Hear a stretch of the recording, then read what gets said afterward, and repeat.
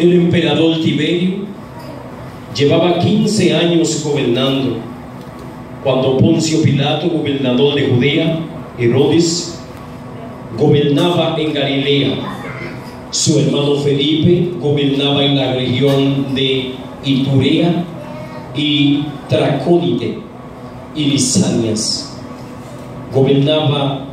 Lisania gobernaba en Abilene. Anás y Caifás eran los sumos sacerdotes. En ese tiempo Dios le habló en el desierto a Juan: mi alma adora a mi Padre. El hijo de Zacarías. Juan iba por toda la región del río Jordán: mi alma adora a mi Padre, anunciándole a todo que cambiaran su manera de pensar y de vivir, y que se bautizaran para que Dios le perdonara sus pecados. Esto estaba de acuerdo con lo que había escrito el profeta Isaías. El profeta Isaías decía: alguien grita en el desierto, preparen el camino para el Señor, háganle caminos derechos. Todo valle será llenado y toda montaña y colina será allanada. Las sendas torcidas serán enderezadas, los caminos escabrosos serán alisados. Todo el mundo verá la salvación que viene de Dios. Y yo quisiera que luego ustedes sigan leyendo. En los años 37 después de Cristo,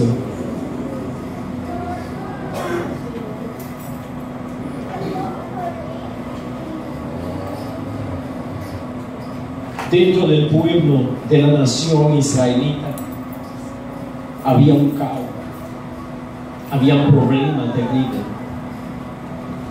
Pero aquellos problemas venían desde antes de la manifestación de Cristo a la tierra. Por ello, en el libro de Isaías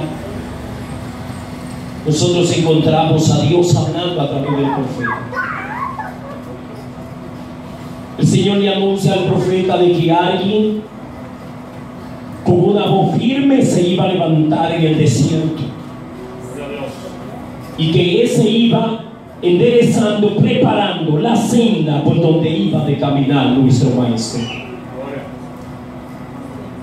Aquel hombre tenía como nombre Juan, y se le decía el Bautista por causa de que bautizaba.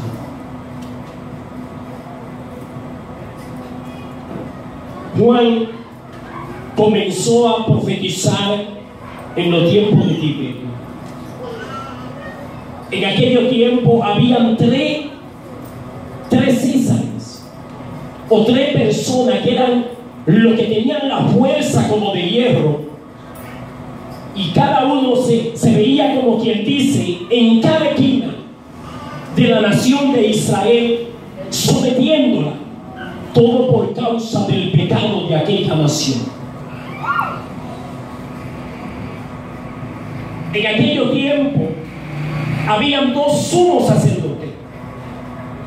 El hecho de que habían dos sumos sacerdotes, esto revela el problema espiritual que había dentro de la nación. En los tiempos de cuando Dios constituyó, solamente había un sumo sacerdote que gobernaba al pueblo espiritualmente, le enseñaba al pueblo por donde el pueblo tenía que caminar en cuanto a su relación y su devoción a Dios. Pero en aquellos tiempos habían dos sumos sacerdotes. Esto denota el problema, el desajuste, el revoltón, hermano, que había espiritualmente dentro de la nación de Israel.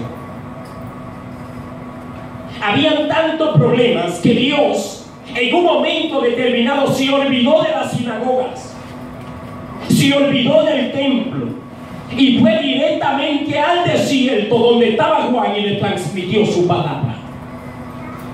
Un hombre que para muchos era alguien que se tenía de lado, que no tenía importancia. Se alimentaba con miel, se metía y con langosta, y se vestía de piel de camello, de cabra. Era alguien sin atractivo, pero fue el hombre que Dios escogió para llevar la voz a su nación, a su pueblo. Por eso, dice que cuando la multitud venía para que Juan los bautizara, él les decía: partida de víbora, ¿qué les advirtió? ¿O quién les advirtió que escaparan de la ira de Dios que está por venir? Vivan de tal manera que demuestren que realmente han cambiado. Pido por favor que si alguien puede conseguir un poquito de agua, que me lo consiga. Juan le dice esto a la congregación o al pueblo de Israel. En primer lugar, había una cantidad de multitud que estaban siguiendo a Juan.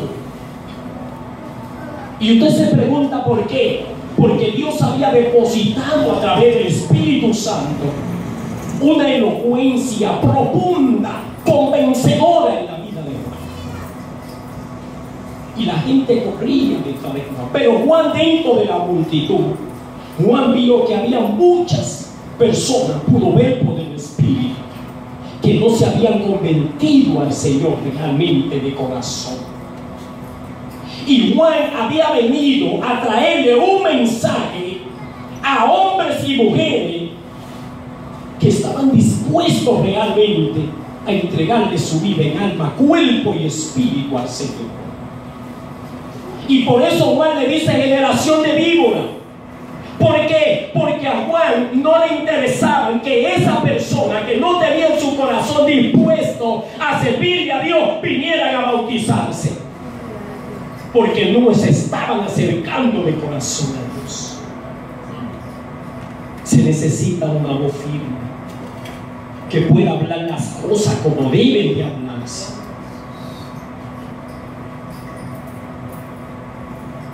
En aquellos tiempos, Juan caminó todo el Jordán predicando el reino de salvación. En aquellos tiempos, muchos soldados que tenían su corazón como piedra, que eran impíos y despiadados, vinieron donde Juan y le decían: Juan, ¿y nosotros qué haremos? Y Juan le decía: dejen de abusar de los inocentes, dejen de maltratar a los inocentes y conviértanse de corazón. Y los soldados romanos, por eso ustedes ven que Isaías dice: alguien grita en el desierto, preparen el camino para el Señor, háganle camino derechos. ¿Sabe lo que le está diciendo? Háganle camino a Dios, un corazón donde Dios pueda morar. En aquellos tiempos, cuando un rey avisaba de que venía una nación, le hacían complejos y le labraban todos los caminos y decoraban y organizaban todo. Juan, tomando esa enseñanza, aleluya, también le dicen a ellos: preparen el camino del Señor, preparen su corazón para que Dios pueda habitar en él, así como ustedes lo hacen con los reyes. Háganlo también con el Rey de Reyes y Señor de Señores, que viene a posar entre nosotros. Gloria a Dios. Entonces Juan dice: dice el profeta Isaías, toda montaña y colina será allanada. Le está hablando de los problemas que había. Esa hacia abajo y los pies hacia arriba. Estaba todo volteado. Y Juan vino a decirle a ellos que debían de organizar su corazón para que Dios pueda morar en su vida y pueda hacer cosas magníficas. Juan también utilizó algo. Y fue que Juan observó que Herodes, uno de los gobernadores, había tomado la mujer de su hermano, se había enamorado de ella, de Herodes. Pero Herodes vivía con la hija de un rey.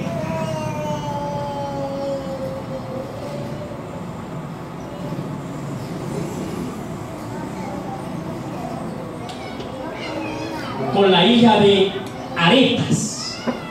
Juan vivía con ella. Antes de que el hermano de Juan, de Herodes, muriera, ellos hicieron un trato entre ellos dos. El trato era que Herodes le decía a su hermano, se comprometía en que él se iba a casar con su esposa, con la esposa de su hermano. Porque el hermano de Herodes había muerto y no había dejado hijos. El hermano de Herodes también gobernaba una provincia y el emperador Tiberio en aquello tiempo tuvo que unirla con otra por causa de que él no había dejado hijos. Pero Herodes parece que ya antes de él estaba enamorado de la esposa del hermano de él, y dice que se había enamorado profundamente de ella. Y luego, en ese contrato que él hizo con su hermano, también habían acordado de que él iba a dejar a la mujer que él tenía. La mujer se da cuenta y le dice a Herodes, como las reinas, en ese tiempo no podían salir, de que yo voy a salir, tenían que ser bajo un rígido permiso. Ella le dice a ellos, quiero que tú me des permiso para ir a una provincia. Y cuando va a esa provincia, de esa provincia se escapa y va donde su padre Areta. Su padre Areta, cuando ella le contó que él estaba